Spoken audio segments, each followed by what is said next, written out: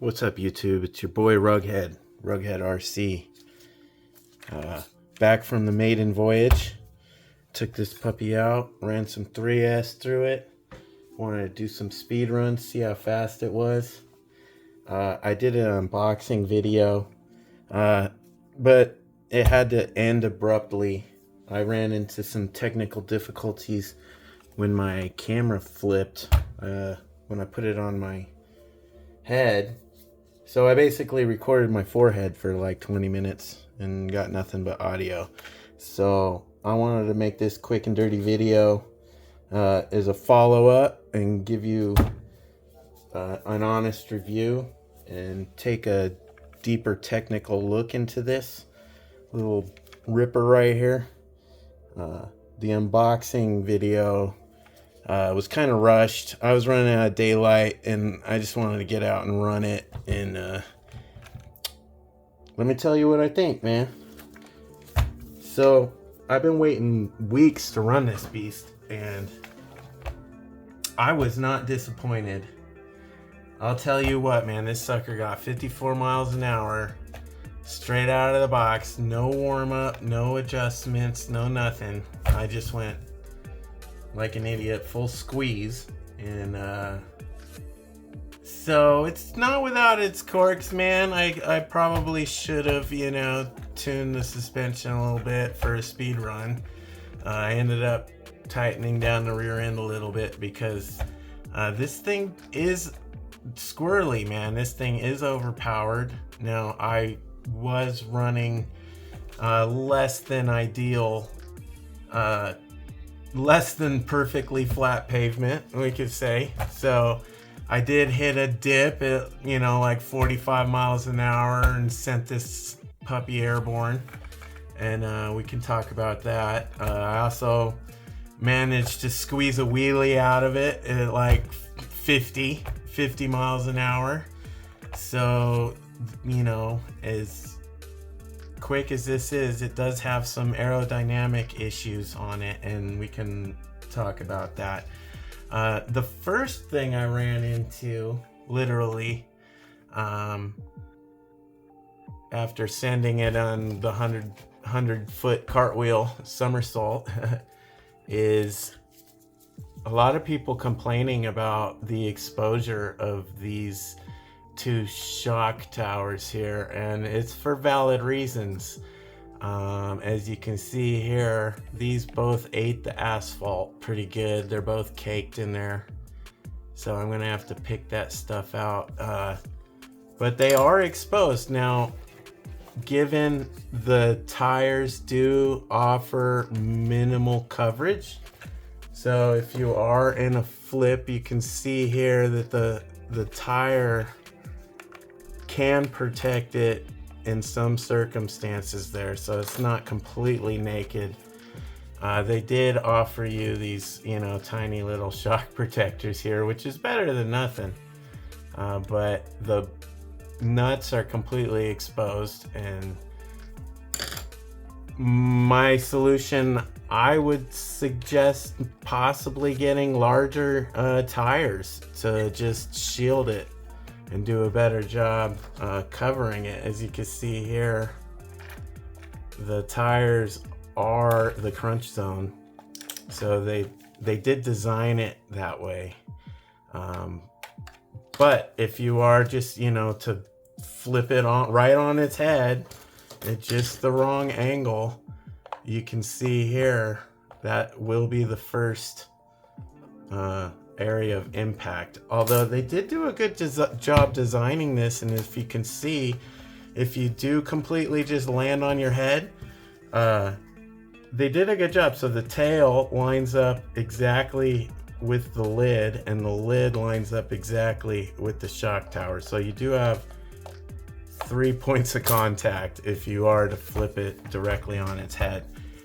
So that is very thoughtful. I mean, they did redesign this for speed, so it is what it is.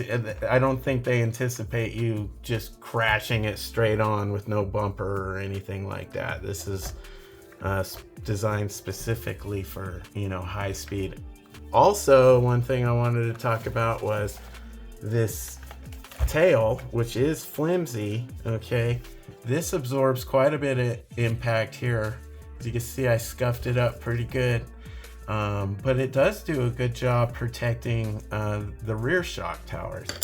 And it also, I discovered, these fins, not only do they trap the air to significantly increase the downforce in the rear end, they also act as diffusers for the vacuum behind it. And if you can see, the fins follow through the bottom, and also double, if you see right here, that lines up directly with the rear tires, and this doubles as a wheelie bar, a perfect wheelie bar in a pinch.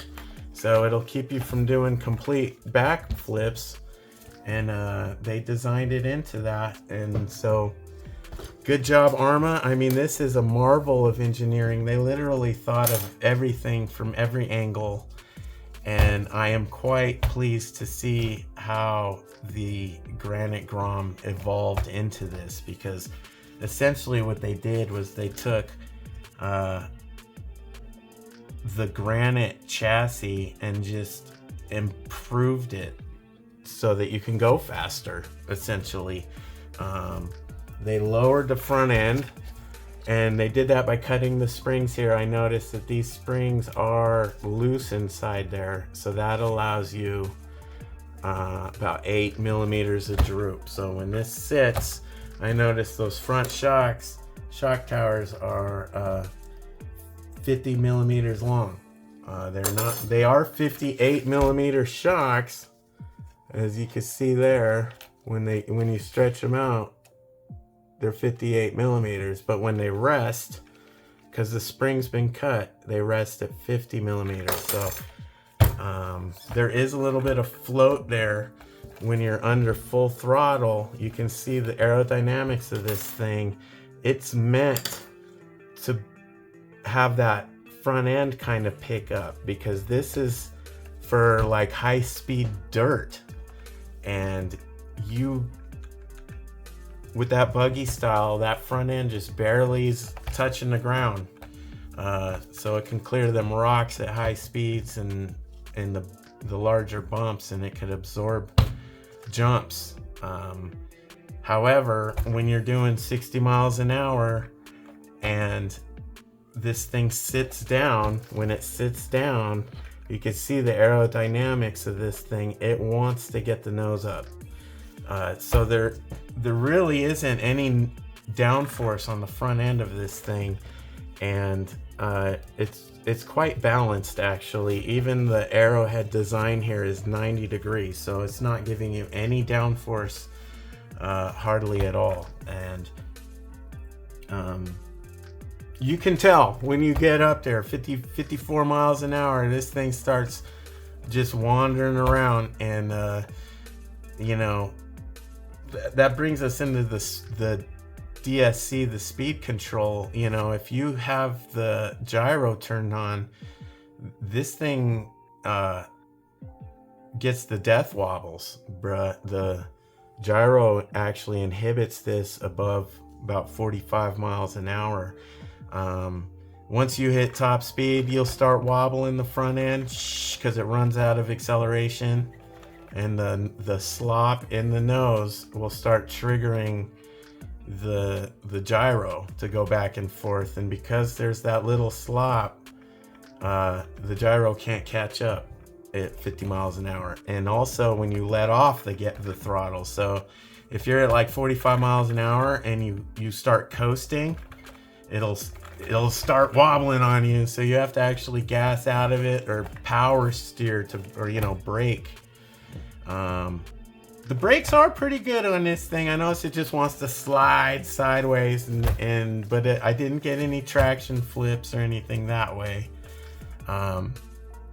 She did take a tumble though. I did slightly scuff the top right here. A little disappointed there. It's kind of ugly. Maybe I could polish that out or put a sticker there or something. The back got scuffed up pretty good right here. I'm sure I could clean that up with maybe some fine grit sandpaper or file or something. I'm not too worried about that. These tires, however, do balloon excessively, and one thing I did notice at top speed, when you try to get the squeeze, it's having a hard time putting the power down. A lot of people are complaining about having dry differentials. I plan on doing an in-depth differential review on a later video. But I could see wheel spin, you know, when I'm giving it full trigger at like 45 miles an hour, it starts lighting up one side, and one tire will balloon slightly more than the other tire, and it'll start, you know, pushing this thing, and you'll get that torque transfer, and that's exactly what it is. It's kind of like driving a Mustang Cobra or, you know, a Ferrari or something and just gassing it. It you know, you're gonna crash it. So I did notice it wanting to wander off, particularly without the gyro. So it's hard to get a straight line out of it, and I suspect it's because the differential's loose or dry. You could probably get away with putting some 80 weight, 90 weight diff fluid in there. I'm gonna probably end up running a locker because I want this thing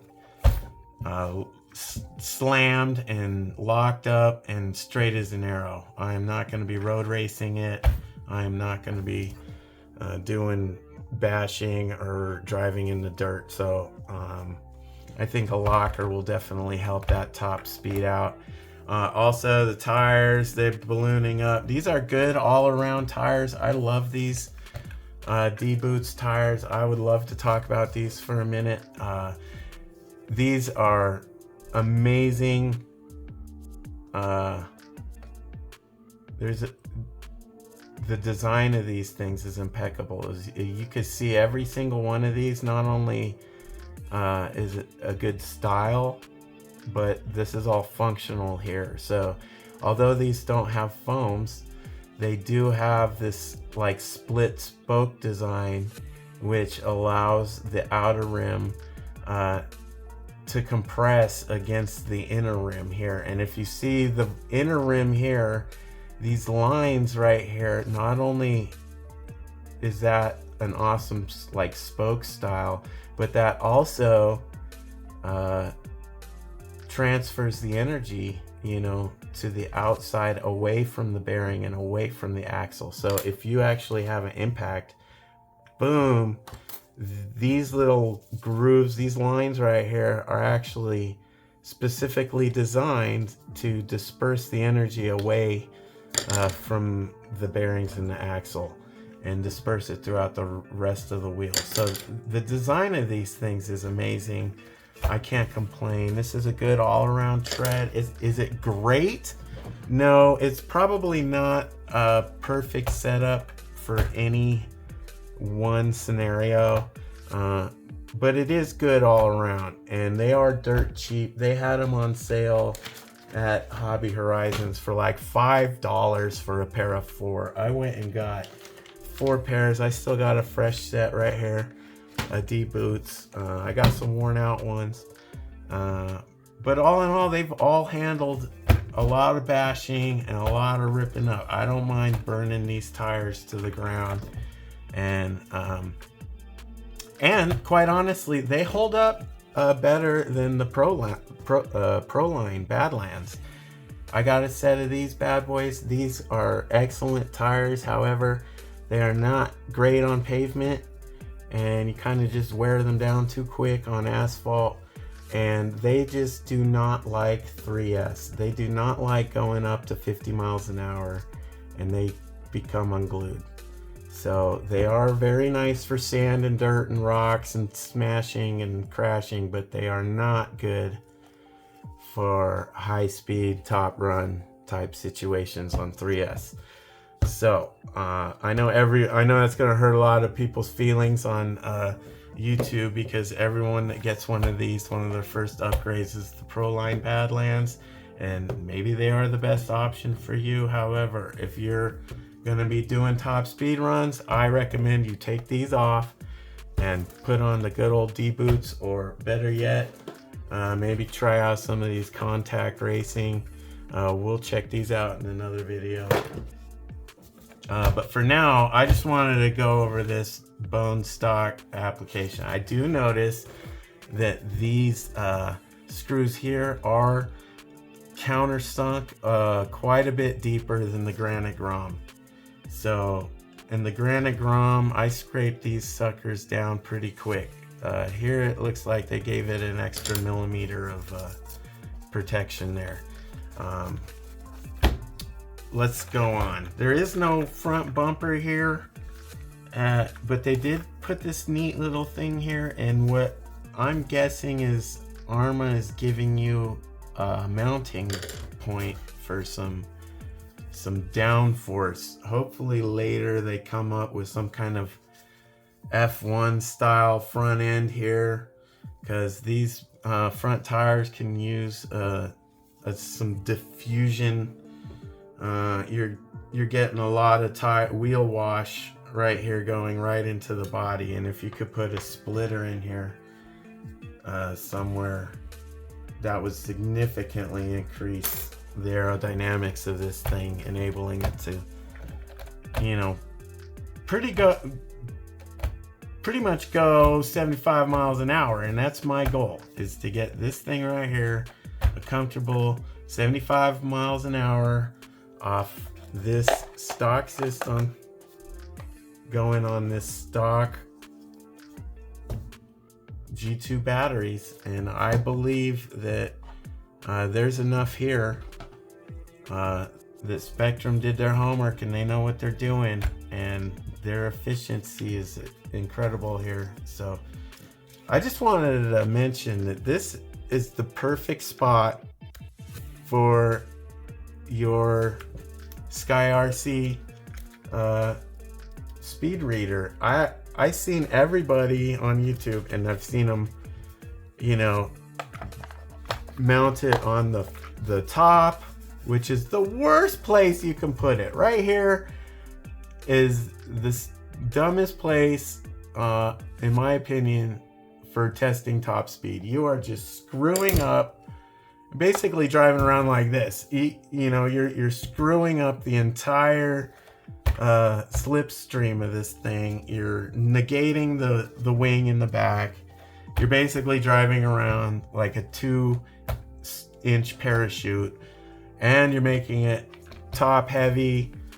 I mean, it's the worst place you could put it. And then second worst place is right here. I've seen people putting it on the windshield.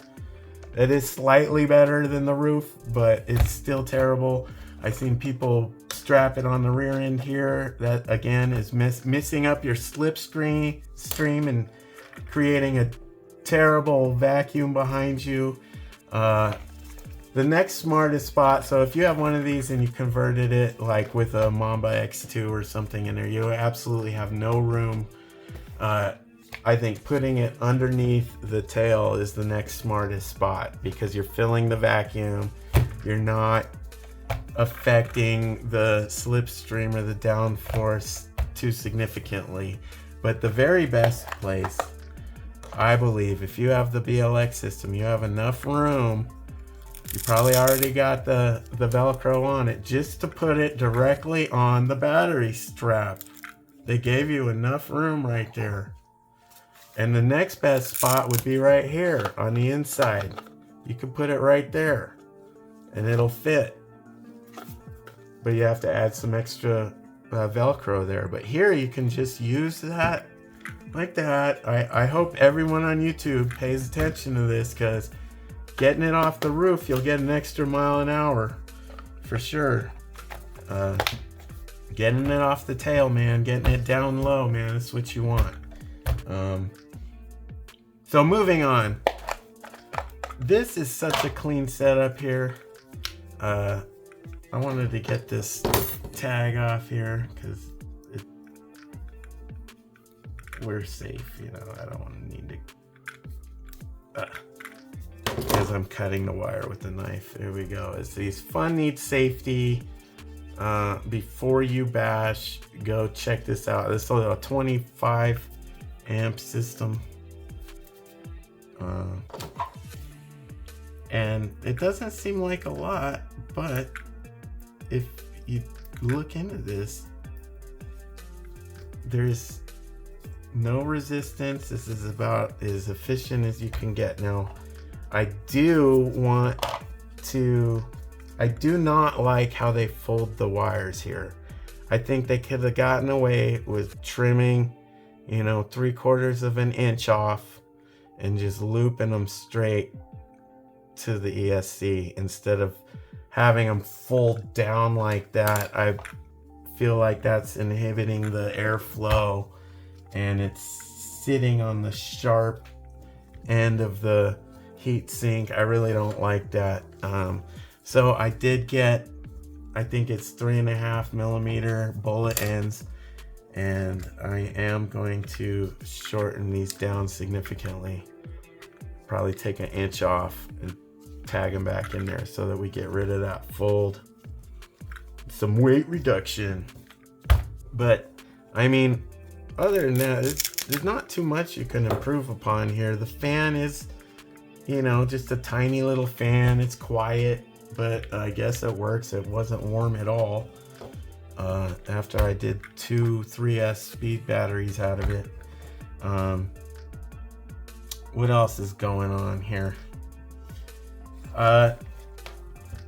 Also, these D-Boots tires, I've noticed, do needs a little bit of balancing out of the factory. They do take some weight, and with this tiny of a car, any vibration in here at all will upset the stability, especially when you're going 60 miles an hour. I mean, that's a lot of vibration going on in this thing.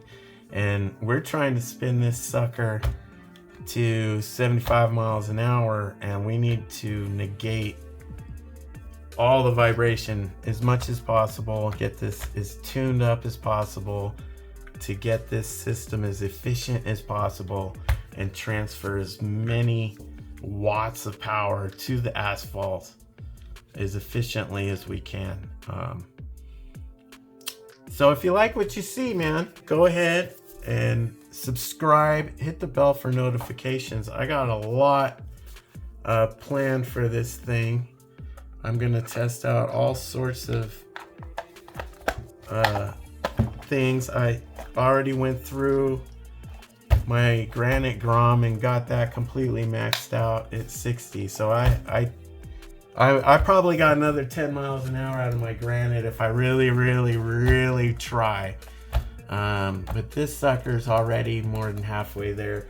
I got some high-speed contact racing foams for it. I got some gears. We got a 24 tooth pinion. I got the 57 tooth spur gear for it. I'm also going to modify this. This is the Losi Grom NASCAR drive shaft. They don't make an aluminum drive shaft for this. 175 millimeters. The Grom was 150, 155. This one's supposed to be like 175. They make this one, which is 203. So I'm gonna take it to my buddy, have him, you know, machine it down, put a perfect hole in there for me and match it up specifically with this one so that we can run this with an aluminum drive shaft. You saw it here first, man. It'll be TLR Typhon Grom. That'll be awesome. What else I did? I also got some 50 millimeter shocks. These seem to be pretty beefy, so we can lock them out. Hopefully they fit. These are the 2 mod. They look pretty beefy, man, and they come with some stickers, so you know it'll make it go faster. I also got surprise in these black boxes. Anybody know what these boxes are for? Ooh, is that? That's the China Hobby. I saw a lot of people recommending this bad boy right here. So I went ahead and got a couple. These big old beefy guy right here is a 70C 2200. So that's nearly twice this guy. It is significantly bigger. I heard they will fit. Let's see if it'll fit.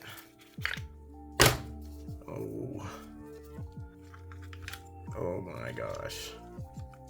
That is as big as you can get, probably. You could probably get a little bigger. But I don't know what that is right there. It's not gonna fit. So I did get some battery ends right there so we could scope these. Hopefully these big old fat wires will be able to take these tiny little battery adapters. We'll have to check that out in a later video, but I can see this sucker just melting the speed controller. You think it'll handle it? We'll see. We'll see together, and we'll see if, you know, honestly, a higher C rating actually translates through the 25 amp. Because this is a 30 C, 30 constant, and it squeezes 54 miles an hour out of this. I don't see the battery being the shortcoming. I see the chassis putting the power down. If this little guy here can't put this sucker down, I doubt it's gonna be able to put this one down. This is a little heavier though, so it might help. Anyway, more to come. What else I get? Anything substantial? That's it for now. Anyway, guys, stay tuned, man. Like, subscribe, share if you like what you see. And stay tuned, man. It's going to be a wild ride.